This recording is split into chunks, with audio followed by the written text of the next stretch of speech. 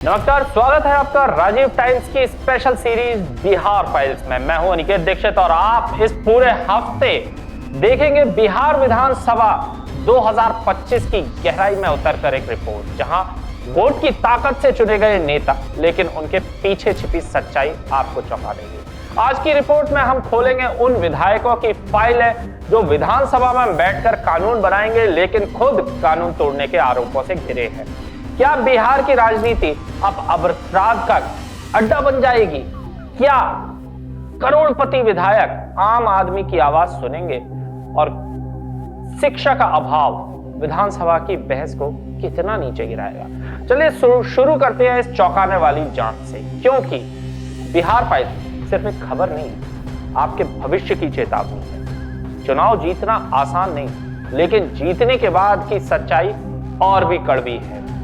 ADR यानी association for democratic reforms की ताजा रिपोर्ट के मुताबिक 2025 के बिहार विधानसभा चुनाव में चुने गए 243 विधायकों में से 130 यानी 53 के खिलाफ आपराधिक मामले दर्ज हैं।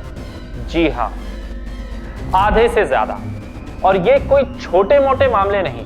102 विधायक यानी 42% ऐसे हैं जो हत्या, अपहरण जैसे गंभीर अपराधों के आरोपी हैं।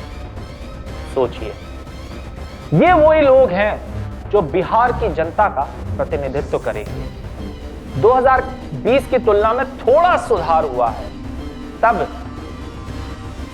68% विधायक अपराधी थे, अब 53% है। लेकिन क्या यह सुधार काफी है? अरे अपराधी हैं ही क्यों? सवाल तो ये है, नहीं, क्योंकि गंभीर मामलों में अभी भी 42% विधायक फंसे हुए हैं, जो 2020 के 51% से ज्यादा नहीं घटा है। अब पार्टी दर पार्टी की बात करते हैं। ये एक काला चित्र बना हुआ है। एनडीए की बात करें तो भाजपा के 89 विधायकों में से 54 यानी 61% के खिलाफ आपराधिक मामले दर्ज हैं। जेडीयू के 85 में से 31 यानी 36% आपराधिक मामले दर्ज हैं और आरजेडी के 25 में से 18 यानी 72 पर केस दर्ज है। गंभीर अपराधों में भाजपा के 43, जेडीयू के 23 और आरजेडी के 14 विधायक आरोपी हैं। हैरानी की बात यह है कि एनडीए के 6 विधायक हत्या के आरोपी हैं, 3 भाजपा और 3 जेडीयू से। और महिलाओं के खिलाफ अपराध, उनकी तो बात ही छोड़ दें, यहां भी एनडीए के 6 विधायक फंसे। कांग्रेस के सभी 6 विधायक अनाप शनाप धनवान हैं, लेकिन अपराध की फाइलें उससे ज्यादा खतरनाक है। आरजेडी के 96% विधायक भी करोड़पति हैं, लेकिन अपराध के रिकॉर्ड में उनके भी आंकड़े चौंकाने वाले हैं। और अब एंट्री होती है बाहुबली। मोकामा से जेडीयू के अनंत सिंह छोटे सरकार के नाम से मशहूर है। जेल से चुनाव भी जीत चुके हैं भाई साहब। 1 नवंबर को दुलारचंद यादव हत्याकांड में गिरफ्तार हुए, लेकिन विधायक फिर भी बन गए।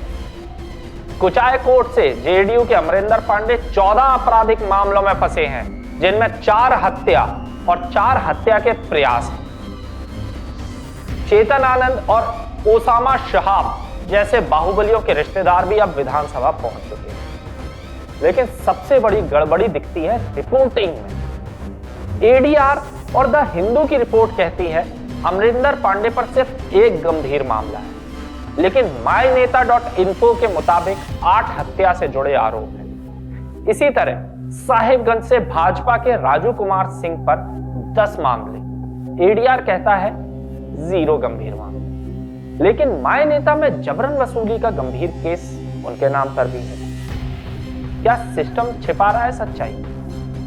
बिहार फाइल्स कि ये रिपोर्ट सिर्फ आंकड़े नहीं है, ये एक चेतावनी है। आज विधानसभा में अपराधी अपनी कुर्सी जमा कर बैठे, बाहुबली बैठे।